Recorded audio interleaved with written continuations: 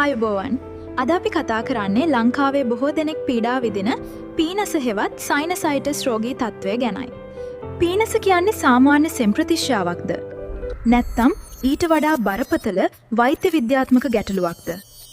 නැහැ. පීනස කියන්නේ නාසයේ සහ සයිනස් කුහරවල දැවිල්ලක්. වෛද්‍ය විද්‍යාවේදී මේක සයිනුසයිටිස් සහ රයිනයිටිස් කියලා කොටස් දෙකකට බෙදෙනවා.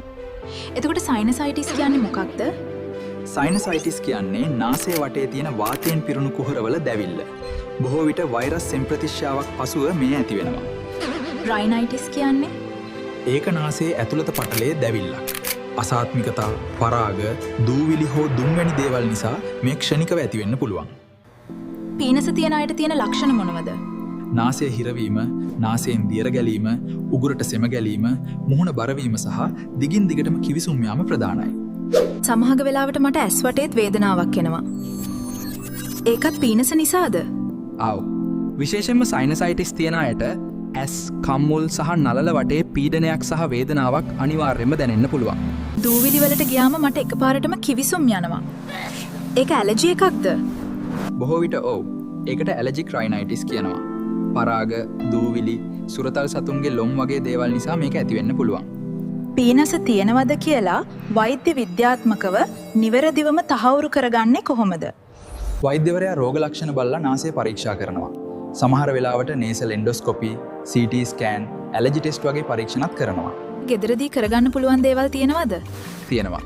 උණුසුම් වාෂ්ප ආශ්වාස කිරීම, සේලයින් වතුර වලින් නාසය සේදීම, වතුර හොඳට බීම, දූවිලි සහ දුම් වලින් ඈත්ව සිටීම ගොඩක් වැදගත්. ගෙදරදී හුමාලය ඇල්ලීම ගොඩක් අය කරනවා.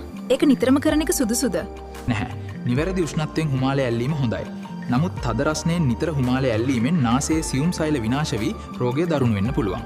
ෆාමසි වලින් ගන්න තියෙන නාසයරණ ස්ප්‍රේ දිගටම පාවිච්චි කරන එක ආරක්ෂිතද? කිසිසේත්ම නැහැ. ඩීකන්ජස්ටන්ට් ස්ප්‍රේස් දින 5කට වඩා ගැහුවොත් ලේනහර ඝන වෙලා ස්ප්‍රේ නොකරන විට නාසය කලින්ටත් වඩා දරුණු ලෙස හිර වෙනවා. කෙටි කාලයකට විතරක් හොඳයි. ඇලර්ජි ටැබ්ලට්ස් ගන්න පුළුවන්ද? වෛද්‍ය උපදෙස් මත ඇන්ටිහිස්ටමින්ස් වගේ ඖෂධ ගන්න පුළුවන්. ඒවා කිවිසුම් යාම, නාසයෙන් දියර ගැලීම අඩු කරනවා. ඇන්ටිහිස්ටමින්ස් නැතුව පීනස සුව කරන්න අනිවාර්යයෙන්ම ඇන්ටිබයොටික්ස් ඕන වෙනවද? හැම පීනසකටම නැහැ. වෛද්‍ය පරීක්ෂණයකින් බැක්ටීරියා ආසාදනයක් තියෙනවා කියලා තහවුරු වුණොත් විතරයි ඇන්ටිබයොටික්ස් අවශ්‍ය වෙන්නේ. හිස රදේ සහ උණ වගේ ලක්ෂණ තියෙනවා නම් අපි වෛද්‍යවරයෙක් හමු විය යුත්තේ කවදාද? පීනස කියලා හිතාගෙන ඉන්න දරුණු හිස රදේ සහ උණ ඩෙන්ගු වගේ මාරාන්තික රෝගයක මුල් ලක්ෂණයක් වෙන්න පුළුවන්. දින කිහිපයකට වඩා ලක්ෂණ පවතී නම් වහාම රුධිර පරීක්ෂණයක් කරගන්න. පීනස රෝගය සම්පූර්ණයෙන්ම සුව කරන්න පුළුවන්ද? නැත්නම් මේක ජීවිත කාලය පුරාම තියෙනවද? හේතු අනුව වෙනස් වෙනවා. නමුත් නිසි වෛද්‍ය ප්‍රතිකාර සහ ජීවන රටාවේ වෙනස්කම් තුලින් මේක සාර්ථකව පාලනය කරගෙන සාමාන්‍ය ජීවිතයක් ගත කරන්න පුළුවන්. දූවිලි සහ දුමෙන් ඈත් වෙන්න, ඖෂධ අනිසි ලෙස භාවිතා නොකරන්න සහ රෝග ලක්ෂණ උත්සන්න වෙනවා නම් වහාම සුදුසුකම්ලත් වෛද්‍යවරයෙක් වෙත යොමු වන්න. මෙවැනි විද්‍යාත්මක සහ නිවැරදි සෞඛ්‍ය දැනුම සඳහා නර්සියෝ සමග දිගටම රැඳී සිටින්න.